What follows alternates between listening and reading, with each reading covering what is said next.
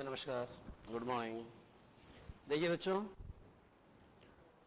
Present simple tense आपको पढ़ाया जा रहा था और प्रेजेंट सिंपल टेंस में कितनी बातें मैंने आपको बताई थी। कैसे बच्चों अफर्मेटिव सेंटेंस जो होता है उसकी स्थिति क्या रहती है, अफर्मेटिव से आप इंटेरोगेटिव कैसे बनाते हैं और उसके बाद में इंटेरोगेटिव से आप नेगेटिव कैसे बनाते हैं और नेगेटिव के बाद में इंटेरोगेटिव नेगेटिव कैसे बनाते हैं, इन बातों पे हमने चर्चा की थी। तो बच्चों जरा ध्यान से देखना एक बार।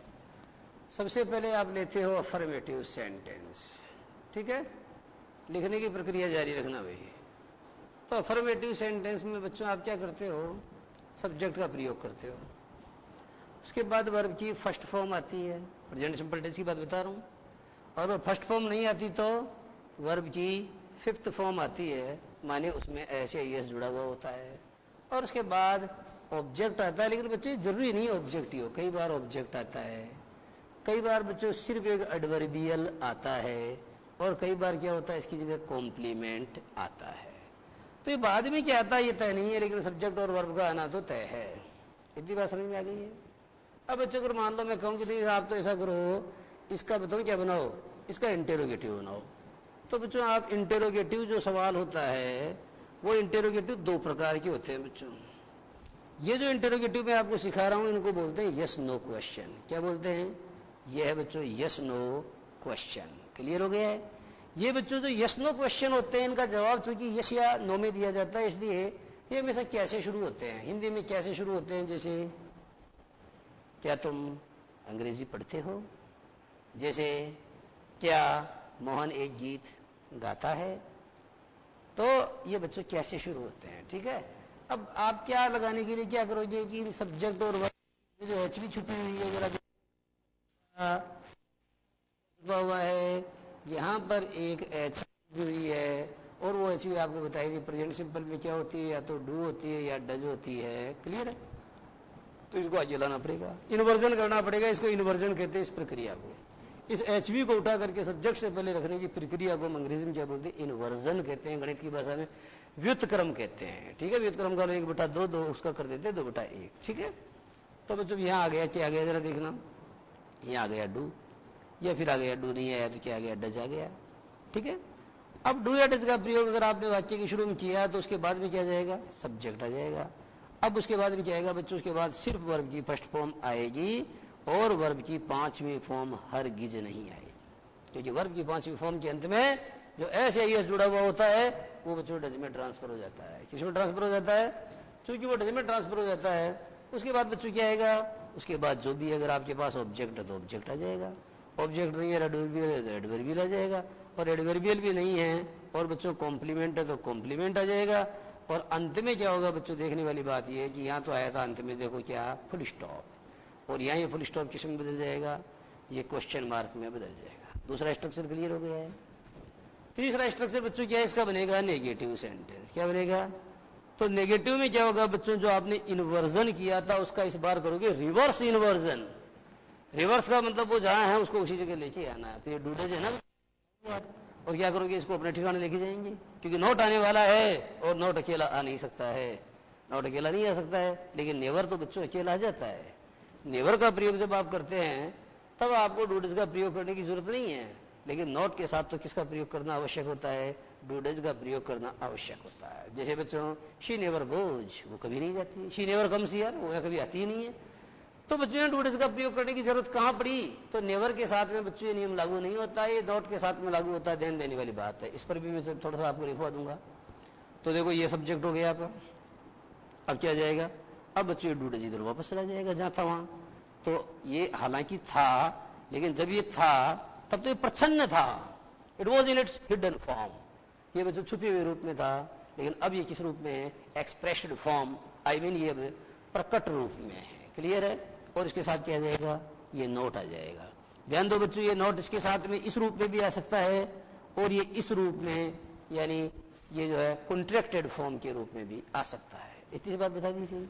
उसके बाद क्या आएगा, उसके बाद बच्चों वर्ब की फर्स्ट फॉर्म आएगी और बच्चों क्या नहीं आएगी, वर्ब की 5वीं फॉर्म यानी एस या एस फॉर्म नहीं आएगी, क्योंकि वो डज का प्रयोग यहां हो गया है, क्योंकि डज का प्रयोग हो गया है इसलिए ऐसे एस बढ़ जाएगा। यानी इसका मतलब बच्चों ये समझ लो कि वर्ब की 5वीं फॉर्म का प्रयोग तो केवल प्रेजेंट सिंपल वर्ब की फर्स्ट फॉर्म का प्रयोग तो केवल प्रेजेंट सिंपल के केवल अफर्मेटिव सेंटेंसेस में होता है, अन्यत्र कहीं नहीं होता है। और प्रेजेंट सिंपल में भी पोएट्री में बच्चों कई बार क्या होता है कि बलाघात करने के लिए, बात के ऊपर एम्फेसिस करने के लिए क्या हो जाता है कि वहां भी डू डज का प्रयोग हो जाता है, और जब डू डज का प्रयोग हो जाता है तो फिर ऐसे इसका प्रयोग नहीं होता है। जैसे शी डज लाइक मी, अब शी डज लाइक मी या आई डू टीच यू, मैं आपको पढ़ाता हूं, तो बच्चों बताओ इसके अंदर कहां आ रहा है, वर्ब की फर्स्ट फॉर्म में ऐसे ऐसा ही नहीं रहा है। तो बलाघात करने के लिए कई बार अफर्मेटिव सेंटेंसेस में भी उसका प्रयोग नहीं होता है। लेकिन बच्चों इतना मान के चलो कि सबसे ज्यादा उसका प्रयोग कहां होता है, प्रेजेंट सिंपल टेंस के सिर्फ अफर्मेटिव सेंटेंस में, इंटेरोगेटिव में नहीं होता, नेगेटिव में नहीं होता, इंटेरोगेटिव नेगेटिव में नहीं होता, WH वर्ड से शुरू होने वाले में नहीं होता, लेकिन बच्चों एक जगह WH वर्ड से शुरू होने वाले में भी होता है। उसी पे गौर करेंगे हम। वो बात क्या है, सब्जेक्ट आ गया, डू डज आ गया, नोट आ गया, अब क्या आएगा, अब बच्चों आप जानते हो वही आएगा, या तो ऑब्जेक्ट आ जाएगा, ऑब्जेक्ट नहीं है तो एडवर्बियल आ जाएगा, एडवर्बियल नहीं है तो वही कॉम्प्लीमेंट आ जाएगा। और बच्चों चूंकि सेंटेंस नेगेटिव है इसलिए क्या होगा, ये क्वेश्चन मार्क वापस किस में बदल जाएगा, जरा बताना। यह क्वेश्चन मार्क वापस जो है फुल स्टॉप में बदल जाएगा।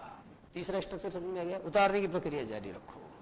अब बच्चों ये आता है इंटेरोगेटिव, और ये हो गया साहब नेगेटिव। इसमें क्या होगा, इसमें बच्चों डू डज तो आ जाएगा, ये आ गया साहब डू या डज, ये डू डज तो आ जाएगा, उसके बाद सब्जेक्ट आ जाएगा, ये सब्जेक्ट आ गया, और उसके बाद बच्चों नोट आ जाएगा। तीसरे स्थान पर नोट का प्रयोग होता है। उसके बाद वही वर्ब की फर्स्ट फॉर्म आएगी, और क्या नहीं आएगी, वर्ब की पांचवी फॉर्म कभी नहीं आएगी। उसके बाद क्या आएगा, वही बच्चों या तो ऑब्जेक्ट आ जाएगा या एडवर्बियल आ जाएगा, और अगर एडवर्बियल नहीं है तो बच्चों क्या आ जाएगा, कॉम्प्लीमेंट आ जाएगा, और अंत में फुल स्टॉप को वापस क्वेश्चन मार्क में बदल दिया जाएगा। इतनी बात समझ में। यह भी समझाया जा चुका है कि नोट का प्रयोग बच्चों यहां भी हो सकता है, इस जगह भी। अगर नोट इस जगह आएगा तो फिर वो क्या, डू नोट या डज नोट के रूप में नहीं आएगा, बल्कि वो डोंट या डजंट के रूप में आएगा। इस रूप में भी आ जाता है, जैसे ये डू है तो ये डोंट के रूप में आ जाएगा, और अगर डज है तो बच्चों ये डजंट के रूप में आ जाएगा। लेकिन ये कभी भी डू नोट या डज नोट के रूप में नहीं आएगा सब्जेक्ट के पहले, लेकिन सब्जेक्ट के बाद अगर है बच्चों तो ये डू नोट या डज नोट के रूप में भी आ सकता है, या बच्चों ये डोंट या डजंट के रूप में भी आ सकता है। तो बच्चों ये तो स्ट्रक्चर वाली बात, प्रेजेंट सिंपल टेंस के जितने भी स्ट्रक्चर हैं वो सारे स्ट्रक्चर आपको समझा दिए गए हैं। आशा भी है कि आपने इनको उतार भी दिया होगा साथ के साथ, और नहीं उतारा है तो आप उतार लीजिए, अतिशीघ्र उतार लीजिए आप।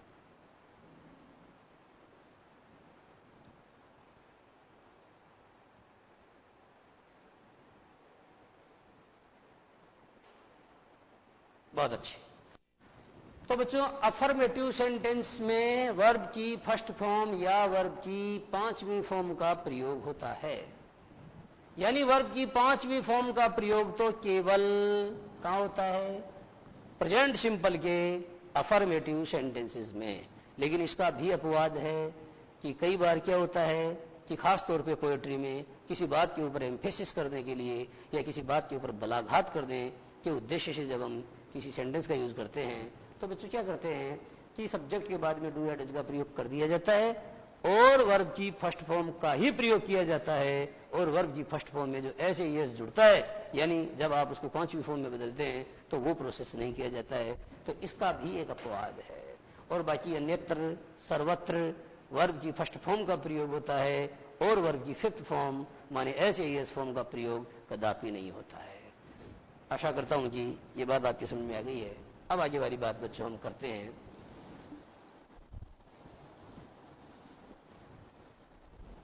जैसे बच्चों मैंने आपको बोल दिया कि बच्चों एक बात बताओ, जैसे मैंने आपको ये कहा कि देखना सेम टीचेज इंग्लिश, ऐसा बच्चों मैंने सेंटेंस आपको दिया। आप देख रहे हैं मैंने इंग्लिश का जो बच्चों ई है वो कैपिटल लेटर में लिखा है, इसलिए लिखा है because this is the name of a language, this is the name of a subject. ये सब्जेक्ट का नाम है बच्चों, प्रॉपर नाउन में है, इसलिए इसका पहला अक्षर अपने कैपिटल में लिखा है, और इसके पहले हमने द का प्रयोग नहीं किया है। यदि बच्चों मैं इंग्लिश की जगह द इंग्लिश कर दूं तो द इंग्लिश का माने तो अंग्रेज हो जाता है, और इंग्लिश का मतलब होता है अंग्रेजी। फ्रेंच का मतलब तो बच्चों फ्रेंच होता है, लेकिन द फ्रेंच का मतलब होता है फ्रांसीसी लोग। जर्मन का मतलब तो जर्मनी की भाषा होती है, लेकिन द जर्मन का मतलब होता है जर्मनी के लोग। जापानीज का मतलब तो जापान के लोग होते हैं, परंतु बच्चों द जापानीज का मतलब तो जापान के लोग होते हैं, और सिर्फ जापानीज का मतलब जो है जापान की जुबान या जापान की भाषा होती है। आगे बढ़ाते हैं अपनी बात में। अब बच्चों आपने क्या देखा? आपने देखा ये सब्जेक्ट है, और ये बच्चों चूंकि सिंगुलर सब्जेक्ट है, इसलिए आपको टीच में क्या जोड़ना था? इसलिए बच्चों आपको टीच में एस या ई एस जोड़ना था। क्या जोड़ना था जरा बच्चों बताना? इसलिए आपको टीच में एस या ई एस जोड़ना था, और आपने जोड़ भी दिया। अब प्रश्न यह है कि एस जोड़ें कि ई एस जोड़ें? तो बच्चों आप जानते हो जिन वर्ब्स के अंत में क्या जाता है, सी एस आ जाता है, उनमें एस नहीं अपितु क्या जोड़ा जाता है, ई एस जोड़ा जाता है, इसलिए आपने ई एस जोड़ा। तो सेम टीचर्स इंग्लिश, यहां तक कोई समस्या नहीं है। सेम अंग्रेजी, अब चूंकि बच्चों प्रेजेंट सिंपल है इसलिए अनुवाद क्या होगा, ता आएगा लास्ट में, तो सेम क्या करता है, सेम अंग्रेजी पढ़ाता है। यह तो कोई समस्या नहीं है। अब समस्या आएगी आगे। अब बच्चों WH वर्ड की प्रक्रिया समझाता हूं आपको। WH वर्ड में आप क्या करते हो कि किसी भी सेंटेंस का इंटेरोगेटिव सेंटेंस ही बनाते हो। जैसा कि मैंने आपको इंटेरोगेटिव सेंटेंस बताया था ना, यस नो वाला, वही बनाओगे। लेकिन उसमें ये एक्स्ट्रा चीज ये होगी कि जैसे आप डू डज को यहां लाओगे, ले आओ, लेकिन एक्स्ट्रा चीज ये होगी कि जो WH वर्ड आएगा प्रश्नवाचक शब्द, उसका प्रयोग वाक्य के शुरू में किया जाए। ध्यान दो बच्चों, हिंदी में क्या बोलते हो, तुम्हारा नाम क्या है? अब बताओ ये क्या कहां आया? ये क्या बच्चों वाक्य के बीच में आया। तुम कहां रहते हो, बताओ कहां आया? कहां कहां आया, कहां वाक्य के बीच में आया? ध्यान दो बच्चों, जो प्रश्नवाचक शब्द होते हैं उनका प्रयोग हिंदी में वाक्य के शुरू में कभी नहीं किया जाता है। उनका प्रयोग तो हिंदी में वाक्य के बीच में किया जाता है, लेकिन अंग्रेजी में जो WH वर्ड यानी जो प्रश्नवाचक शब्द है उसका प्रयोग हमेशा वाक्य के शुरू में किया जाता है। अब आप ये कहोगे सर, जैसे मान लो क्या बारिश हो रही है, इसमें तो क्या शुरू में आ गया? अरे बच्चों, क्या इसमें वाक्य के शुरू में क्या आ गया? लेकिन ये तो यस नो क्वेश्चन है, ये तो हाँ या ना में पूछने वाला सवाल है। तो यहाँ WH वर्ड नहीं है, तो सहायक क्रिया जो उठ करके कर्ता से पहले आएगी। और बच्चों जो WH वर्ड वाला उसमें सहायक क्रिया उठ के कर्ता से पहले भी आएगी। फुल स्टॉप की जगह क्वेश्चन मार्क का प्रयोग भी होगा। लेकिन मजे की बात यह है कि जो प्रश्न सूचक शब्द होगा वो चाहे हिंदी के वाक्य के बीच में बोलो, चाहे कहीं भी बोलो, लेकिन अंग्रेजी बनाते समय उस WH वर्ड या उस क्वेश्चन वर्ड का प्रयोग आपको at the beginning of the sentence यानी वाक्य के शुरू में करना होगा। ठीक है बच्चों? तो सेम टीचर्स इंग्लिश सेम अंग्रेजी पढ़ाता है। अब बच्चों हमारा प्रश्न यह है कि सेम क्या पढ़ाता है? तो बच्चों जाहिर सी बात है सेम अंग्रेजी पढ़ाता है, तो आपको इसको हटाना पड़ेगा, क्योंकि जब आप इसको हटाओगे तभी तो कैसे शुरू होगा। अगर आपने इसको लगा दिया तो जवाब मिल गया। तो बच्चों सवाल बनाने के लिए जवाब को हटाना पड़ता है। सवाल बनाने के लिए जवाब को हटाना पड़ता है। इस थोड़ी कहोगे आप सेम क्या अंग्रेजी पढ़ाता है, अभी तो कोई सेम क्या पढ़ाता है, तभी तो जवाब मिलेगा अंग्रेजी। तो बच्चों इस अंग्रेजी को हटाना पड़ेगा। हटा दिया साहब। अब बताओ क्या क्या परिवर्तन करोगे? सबसे पहले तो देखो क्या को अंग्रेजी में क्या बोलते हैं, तो ये आएगा व्हाट। ठीक है, ये व्हाट बच्चों इसलिए आया क्योंकि सेम क्या पढ़ाता है, क्या का प्रयोग बीच में हो रहा है। लेकिन बच्चों अगर क्या का प्रयोग शुरू में होता क्या सेम पढ़ाता है, तो बच्चों फिर व्हाट नहीं आता, फिर तो आता डज सेम टीच, क्या सेम पढ़ाता है, केवल इतना ही बोलते हम तो। लेकिन यहां तो क्या का प्रयोग वाक्य के बीच में हुआ है, इसलिए व्हाट का प्रयोग करना पड़ा है। क्लियर हो गया? व्हाट। अब बच्चों आप जानते हो WH वर्ड आ गया, तो WH वर्ड की ठीक बात क्या आएगा? WH वर्ड आ गया तो बच्चों प्रश्नवाचक बनाने के लिए सहायक क्रिया बच्चों ये जो इस जगह छुपी हुई है इसको उठा करके यहां लाना पड़ेगा। तो जाहिर सी बात है जब ऐसे यस आ गया तो डज ही आएगा, ये डज आ गया, और डज आएगा तो क्या हो जाएगा, ये ऐसे यस हट जाएगा तो डज सेम, ये हो गया साहब व्हाट डज सेम। अब ये टीच की जगह टीच आ जाएगा, और बच्चों इसको तो आपने हटाई दिया, और ये फुल स्टॉप है, इसको question mark. What does same teach का मतलब हो गया कि सेम क्या पढ़ाता है। व्हाट डज सेम टीच यानी सेम क्या पढ़ाता है। बात को समझना बच्चों, एक सेंटेंस ये भी है, व्हाट सेम टीचेज, सेम क्या पढ़ाता है। तो बच्चों दोनों का फर्क यह है कि ये तो बच्चों प्रश्नवाचक वाक्य है, ये प्रश्नवाचक वाक्य नहीं है। व्हाट सेम टीचेज का मतलब जो सेम पढ़ाता है। यहां व्हाट क्या अर्थ दे रहा है, ये बच्चों जो का अर्थ देता है। जो सेम पढ़ाता है, व्हाट सेम टीचर्स का मतलब हो गया जो सेम पढ़ाता है। इसलिए मैंने वाक्य के अंत में किसका प्रयोग नहीं किया, प्रश्नवाचक चिन्ह का नहीं किया, फुल स्टॉप का किया। क्यों? क्योंकि बच्चों किसी भी वाक्य को प्रश्नवाचक वाक्य में परिवर्तित करना तब तक संभव ही नहीं होता जब तक कि सहायक क्रिया को उठाकर कर्ता से पहले न रखा जाए। आपने देखा बच्चों, यहां तो आपने टीचर्स का प्रयोग किया है, सहायक क्रिया को आपने उठा करके कर्ता से पहले रखा ही नहीं। तो ये भी वाक्य सही है ग्रामेटिकली और ये भी वाक्य सही है, लेकिन ये अफर्मेटिव है, ये इंटेरोगेटिव है। ये नीचे वाला अफर्मेटिव है बच्चों, जरा ध्यान दो। नीचे वाला सेंटेंस माना कि WH वर्ड से शुरू हो रहा है, तथापि ये अफर्मेटिव है। और जो ऊपर वाला सेंटेंस है बच्चों, ये WH वर्ड से शुरू हो रहा है। और मजे की बात है कि इसमें जो HV है उसका इन्वर्जन हुआ है, इसलिए ये वाला बच्चों इंटेरोगेटिव है। तो आप समझ गए होंगे इंटेरोगेटिव सेंटेंस दो प्रकार के होते हैं। एक तो बच्चों वो जो हेल्पिंग वर्ब से शुरू होते हैं, जिन्हें आप यस नो क्वेश्चंस कहते हैं, और एक वो जो WH वर्ड से शुरू होते हैं, जिन्हें बच्चों आप WH क्वेश्चंस या है ना WH क्वेश्चंस ही कहते हैं, और तो यह कुछ नहीं है, इतना ही कहते हैं। एनी हाउ, तो बच्चों ये बात आपकी समझ में आ गई अगर, तो बहुत अच्छी बात है। अब बताओ क्या मैं इसको मिटा सकता हूँ? और आपको आप कहो या ना कहो, समय की अपनी सीमा है, मुझे मिटाना होगा। आपने उतार लिया तो बहुत अच्छी बात है, और कागज पे नहीं तो कम से कम अपने दिमाग में जरूर आपने उतार लिया होगा, ऐसे मैं आपसे आशा करता हूं। अब आगे बढ़ाता हूं अपनी बात। अब बच्चों ये जो सेंटेंस आपको समझाया गया, यहां किसका प्रयोग हुआ? यहां बच्चों यहां डू डज का प्रयोग हुआ। कहां पर हुआ? क्वेश्चन वर्ड के ठीक बाद। अब देखना, आपका स्ट्रक्चर ये बन गया कि सबसे पहले आ गया QW, जिसका मतलब होता है क्वेश्चन वर्ड। इन्हें WH वर्ड भी कहते हैं। WH वर्ड में बच्चों एक HOW हाउ भी होता है। और ये जो हाउ होता है ना, इसमें तो बताओ WH से शुरू ही नहीं हो रहा है। लेकिन बच्चों एक बात बताओ, H आ गया ना, HOW, जरा देखो आप, एक बार देखो, ये HOW, तो एक H आ गया, W आ गया, उल्टा पुल्टा आ गया तो आ गया, पर किसी भी हाथ हो गया ना, तो इसको भी WH वर्ड की श्रेणी में ही शुमार किया जाता है।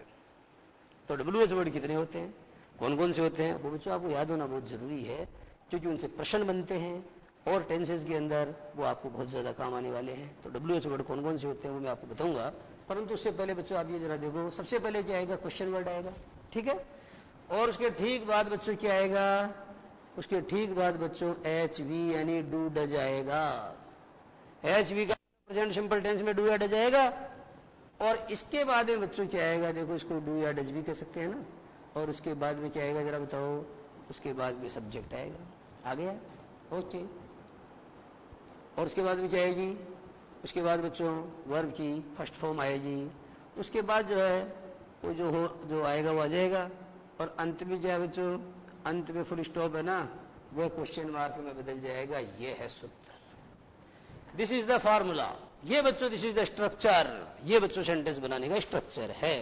और आशा है कि आपको स्ट्रक्चर समझ में आ गया होगा। लेकिन बच्चों गौर करने वाली बात तो ये थी, क्या ऐसा हमेशा होता है कि HV का प्रयोग सब्जेक्ट के पहले होता है? अरे होता है। अगर नहीं होगा तो आप किसी सेंटेंस को अफर्मेटिव से इंटेरोगेटिव में बदल नहीं सकते हो। लेकिन बच्चों इस बात का एक अपवाद होता है। वो अपवाद मैं आपको समझाता हूं, उसकी वजह क्या है, उसके पीछे लॉजिक क्या है, that also I am going to explain you. वो भी बच्चों आपको मैं समझाऊंगा। तो अब देखो आप क्या, कौन सा है वो बच्चों? वही सेंटेंस आप दोबारा लिखो। आपने लिखा सेम, अब लिखो टीचेज, और ये हो गया इंग्लिश। Same teaches English. कोई समस्या यहां तक? यहां कोई समस्या नहीं है। अब बच्चों मैं ये पूछना चाहता हूं कि अंग्रेजी कौन पढ़ाता है? अंग्रेजी कौन पढ़ाता है? तो आप यही तो कहोगे, हु से तो शुरू करोगे। और बच्चों जब आप हु से शुरू करोगे तो इसको हटाना पड़ेगा, क्योंकि ये तो हु का जवाब है। आप जानते हो कि जब आप सवाल पूछते हैं तो जवाब को हटाना पड़ता है। सवाल और जवाब दोनों एक साथ नहीं आते। राम ने रावण को मारा, किसने रावण को मारा, ऐसे तो कहोगे नहीं आपकी। किसने राम ने रावण को मारा? अरे भाई राम ने तो किसने का जवाब है, इसलिए राम ने तो हटेगा, तब जाकर के किसने आएगा। और किसने अगर आएगा तो राम ने हटेगा, राम ने आएगा तो किसने हटेगा। एनी हाउ, अब बच्चों ये जो हु है ना, इसके दो अर्थ होते हैं। पहला अर्थ होता है बच्चों इसका कौन। क्या होता है? कौन। कोई समस्या? अब बच्चों कोई दिक्कत नहीं है, मैं इसको थोड़ा और पास कर देता हूं। इसके दो अर्थ होते हैं बच्चों। एक अर्थ तो क्या होता है इसका, जरा बताना, कौन। क्या होता है? और दूसरा अर्थ क्या होता है इसका, जरा देखना, कौन ने। अब बच्चों आप जानते हो कि कौन ने नहीं होता, इसको हिंदी में कौन ने को काट के हम किसने कर देते हैं। क्या कर देते हैं बच्चों? जैसे रावण को कौन ने मारा, ऐसा तो किसी को बोलते हुए आपने नहीं देखा होगा। जब कौन ने होता है तो आप उसको किसने में चेंज कर देते हो। यह ने तो इसने में चेंज कर देते हो, वह ने उसने में चेंज कर देते हो। तो कर्ता ने कर्म को, तो मैं ये कहना चाहता हूं बच्चों, ये कर्ता का काम करता है, ये सब्जेक्ट का काम करता है। और कर्ता ने, तो कर्ता का प्रयोग दो प्रकार से होता है बच्चों।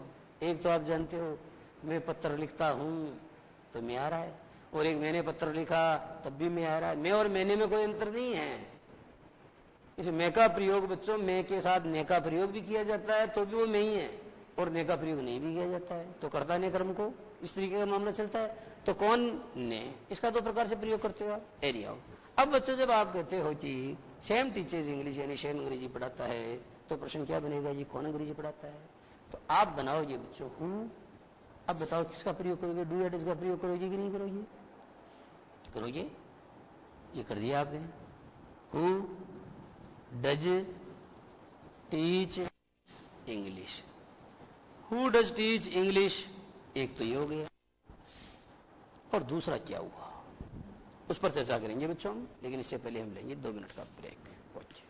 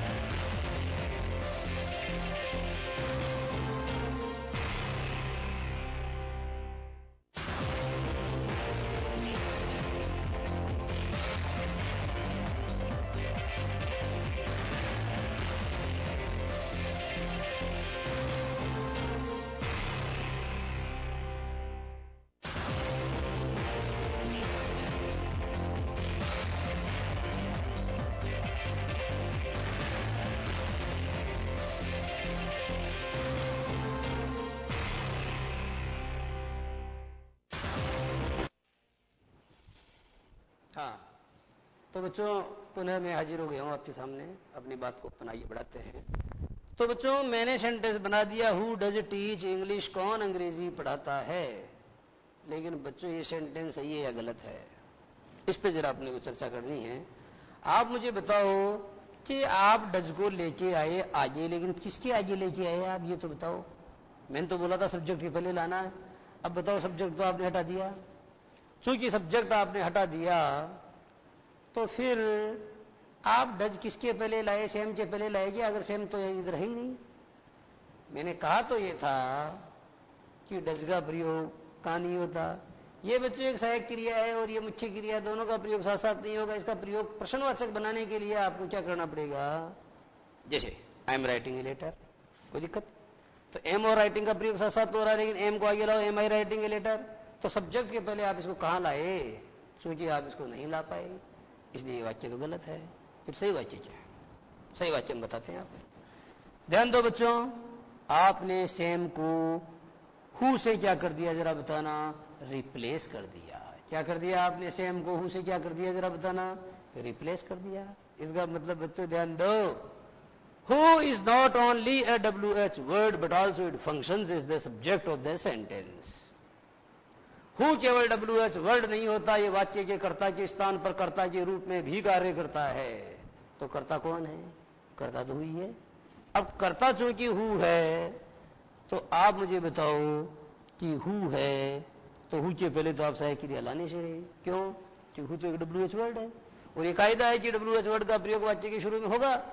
अब बच्चों मुझे बताओ ये खुद क्या है, एक कर्ता है। तो मैं ये कहना चाहता हूं बच्चों ध्यान देना, जब हु किसी सेंटेंस में सब्जेक्ट की तरह फंक्शन करता है तो उस वाक्य में डू डज का प्रयोग नहीं होता, बल्कि वो वाक्य कैसे बनेगा, वो बच्चों अफर्मेटिव सेंटेंस की तरह बनेगा हु। अब बच्चों प्रश्न ये है कि इसके आगे क्या आएगा, टीच या टीचेज। तो बच्चों ये दे दिया हमने हु टीच, डू डज को तो भूल ही जाओ तुम, इंग्लिश हु टीच इंग्लिश। अब बच्चों यहां आप बताओ, यहां हमने क्वेश्चन मार्क लगा दिया, तो आप क्या करोगे, who is the subject of the sentence, who sentence का सब्जेक्ट है और हु को, हु ने किसको रिप्लेस किया है, सेम को। सेम एक वचन, सेम सिंगुलर है, इसलिए हु को सिंगुलर माना जाएगा। लेकिन बच्चों यदि कौन अंग्रेजी पढ़ाते हैं, दो मास्टर पढ़ाते हैं, सैम एंड सोफिया मिलकर के पढ़ाते हैं, तो बच्चों आप हु का प्रयोग सैम एंड सोफिया की जगह कर रहे हैं।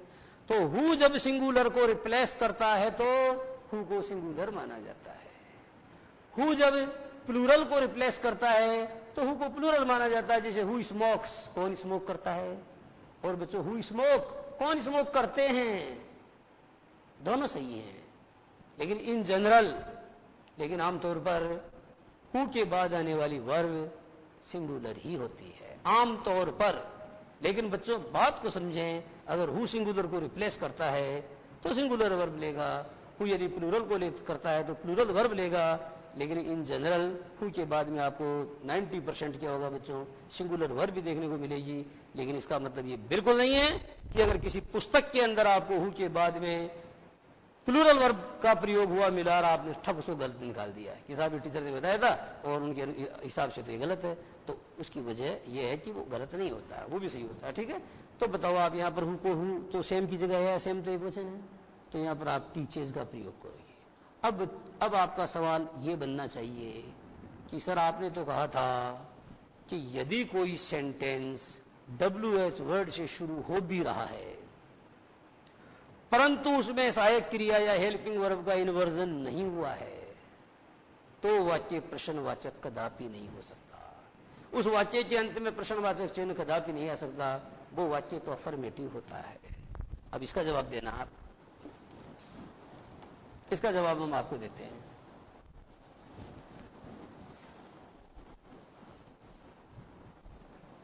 देखो बच्चों, सेंटेंस लिखा है मैंने, ध्यान देना, हु टीचेज इंग्लिश, कौन अंग्रेजी पढ़ाता है, और ये लगा दिया प्रश्नवाचक चिन्ह। ठीक है, दूसरा देता हूं, हु टीचेज इंग्लिश और फुल स्टॉप लगा देता हूं। अब मुझे बताओ बच्चों कौन सा सही है, कौन सा गलत है। ऊपर वाला सेंटेंस बच्चों इंटेरोगेटिव है, WH वर्ड से शुरू हो रहा है और ये इस नियम का अपवाद है, क्योंकि इसमें बच्चों डू डज का प्रयोग जो है इसलिए नहीं हो रहा है क्योंकि इसमें सब्जेक्ट नहीं है। फिर आपको साहब इसमें सब्जेक्ट नहीं है तो हु क्या है, आप तो कह रहे हु खुद ही सब्जेक्ट है। हाँ मैं यही कह रहा हूं कि इसमें हु सब्जेक्ट है, और चूंकि हु सब्जेक्ट है इसलिए हु के पहले तो डू डज जाएगा नहीं, क्योंकि डू डज तो बच्चों WH वर्ड के पहले जा ही नहीं सकता है। तो ये हु क्या डबल रोल में है, ये सब्जेक्ट का काम भी कर रहा है, ये WH वर्ड का काम भी कर रहा है। इसलिए यहां पर क्या है, चूंकि ये खुद सब्जेक्ट की तरह फंक्शन कर रहा है, इसलिए इस सेंटेंस का जो स्ट्रक्चर है वो अफर्मेटिव की तरह बनेगा। लेकिन फिर भी इसके अंत में क्वेश्चन मार्क आएगा। एक तो ये बात अच्छे से समझ लीजिए आप। इस दृष्टि से अगर देखा जाए तो बच्चों आपका ये सेंटेंस जो है ये ग्रामर की दृष्टि से बिल्कुल शुद्ध है। दूसरा, हु टीचेज इंग्लिश का मतलब होता है बच्चों जो अंग्रेजी पढ़ाता है। जैसे मैं आपको कहता हूं he is Sampatram who teaches English, ये संपतराम है जो अंग्रेजी पढ़ाता है। तो बच्चों यहां पर इसका मतलब है जो, और चूंकि जो है इसलिए अंत में क्या आ रहा है जरा बताना, क्वेश्चन मार्क नहीं आ रहा है, फुल स्टॉप आ रहा है, क्योंकि ये इंटेरोगेटिव सेंटेंस है ही नहीं, ये इंटेरोगेटिव सेंटेंस है ही नहीं बच्चों, तो अफर्मेटिव है, ये तो एक प्रकार का क्लोज है। ये तो बच्चों जो आपने जो नाम बोला है ये उस नाम को क्या कर रहा है, उस नाम को क्या कर रहा है, उसको क्वालिफाई कर रहा है, तो एक प्रकार का एडजेक्टिव क्लोज है ये। ठीक है, तो जो अंग्रेजी पढ़ाता है तो ये बिल्कुल सही है। तो ये इसमें भी अब आपको समझ में आ जाना चाहिए कि WH वर्ड में हु एक ऐसा WH वर्ड है जिसके बाद में बच्चों प्रेजेंट सिंपल टेंस में डू डज का प्रयोग कभी नहीं होता है, बल्कि क्या होता है उसको जो है उसको अफर्मेटिव सेंटेंस की तरह ही फ्रेम किया जाता है, लेकिन उसके अंत में फुल स्टॉप का प्रयोग नहीं करके क्वेश्चन मार्क का प्रयोग किया जाता है। ये विसंगति है बच्चों, इसको आपको ध्यान समझने की जरूरत है। इसकी वजह क्या है? इसकी वजह यह है, आप इसको बच्चों अगर एक ही बात में लिखाऊं तो मैं ये लिखा सकता हूं कि ऐसे सेंटेंस जिनमें हु केवल WH वर्ड की तरह ही नहीं बल्कि उस सेंटेंस के सब्जेक्ट की तरह भी फंक्शन करे, ऐसे सेंटेंसेस में क्या नहीं होता, ऐसे सेंटेंसेस में बच्चों डूडज का प्रयोग नहीं होता, बल्कि या तो वर्ब की फर्स्ट फॉर्म का प्रयोग होता है या वर्ब की फर्स्ट फॉर्म में जुड़ करके ऐसे ES आता है। ये बात समझ में आ गई? अगर ये बात समझ में आ गई तो आगे बच्चों एक बहुत अच्छी बात है, वो भी समझ लो।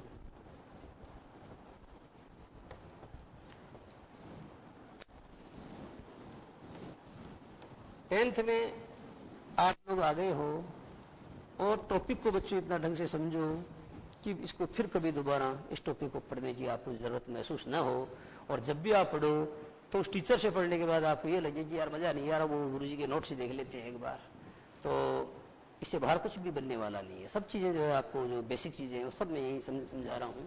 अब देखो आप, हालांकि छोटी छोटी है लेकिन बड़ी महत्वपूर्ण है। अब जो आप QW यानी जो WH वर्ड है ये कौन कौन से होते हैं जरा आप देखो बच्चों। जनरली क्या होता है, एक तो आता है आप जानते हो, सबसे पहले तो हु आता है।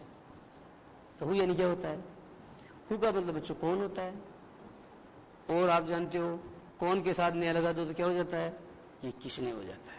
ठीक है, किसने हो जाता है। WH वर्ड के सेंस में बता रहा हूं मैं आपको, बाकी बच्चों इसका मतलब जो या जिसने भी हो जाता है वो एक अलग बात है, वहां पर अपन चलेंगे नहीं अभी, वो प्रोनाउन के सेंस में, रिलेटिव प्रोनाउन के सेंस की बात हो। अब हु के अलावा बच्चों दूसरा हु का ऑब्जेक्ट क्या होगा जरा बताना। जैसे आई का मी होता है, ऐसे हु का होता है हुम। इसका मतलब होता है बच्चों किसे। क्या होता है? किसे। और कई बार बच्चों आप इसको किसको भी कह देते हो, ये किसको हो गया है। ठीक है, ओके। ये बच्चों सब्जेक्ट को रिप्लेस करेगा, ये ऑब्जेक्ट को रिप्लेस करेगा। और बच्चों एक होता है पजेजिव, तो पजेजिव क्या होता है जरा बताओ। ये बच्चों पजेजिव को रिप्लेस करेगा हुज। हुज का मतलब क्या होता है? किसका। किसका होता है। और अगर लड़की है तो ये का की जगह बच्चों क्या आ जाएगा? किसकी। और अगर बहुवचन है तो किसके। इस तरीके का इसका अर्थ होता है। तीनों समझ में आ गए हैं। अब एक आता है विच। ये क्या है? ये विच क्या है बच्चों? जैसे मान लो 4-5 किताबें हैं, मैंने आपको यार बताओ इनमें से कौन सी तुमको पसंद है, तो कौन सी का मतलब अनेक में से कोई एक जिसका कि आपको चयन करना है। तो विच का मतलब होता है बच्चों कौन सा। कौन सा। और कौन सा लड़की, और स्त्रीलिंग है तो कौन सी, और प्लूरल है तो कौन से। इस तरीके से आप प्रयोग करते हो। ठीक है, याद करना आपको इनको। अब बच्चों ये जो है ना, जैसे विच पेन, तो इसकी एक खास बात ये होती है कि हु के बाद क्या आता है? साइकिरी आती है ना। हु के बाद तो आप जानते हो प्रेजेंट सिंपल को छोड़ के बाकी हर जगह साइकिरी आती है। और ये देखो हुम, यहां कोई प्रॉब्लम नहीं है, लेकिन ये दो ऐसे हैं बच्चों कि इनके साथ नाउन जुड़ के आता है। क्या जुड़ के आता है? नाउन। जैसे मैंने आपको कहा कि ये किसका पेन है, तो मैं कहूंगा whose pen is this. Whose is ऐसे नहीं आएगा, हुज पेन, पेन उसके साथ जुड़ के आएगा। उसी तरीके से आपको कौन सी किताब सबसे ज्यादा पसंद है, तब मैं कहूंगा विच बुक। ऐसा नहीं कि विच और बुक बोला ही नहीं, उसके साथ जुड़ के आएगा। Which book do you like most, कौन सी किताब तुमको सर्वाधिक पसंद है। ठीक है। एक आता है बच्चों जरा देखना HOW, हाउ। हाउ यानी क्या होता है जरा बताना। हाउ यानी होता है कैसे। हाउ यानी क्या होता है? कैसे होता है। अच्छा, इसके बाद देखो एक होता है बच्चों वेयर। ये कोई जगह है ना, उसको रिप्लेस करता है। जैसे आप कहाँ रहते हो? आई लिव एट रानी बाजार इन बीकानेर। कहाँ रहते हो आप? तो ये जगह पूछता है प्लीज, तो बच्चों इसका मतलब कहाँ है ना। ये कहाँ हो गया? ओके। एक है वैन, ये टाइम की बात करेगा। वैन यानी क्या होता है? कब। वैन यानी होता है कब। और सिंस वैन भी आता है, तो सिंस वैन का मतलब होता है बच्चों कब से। कब से।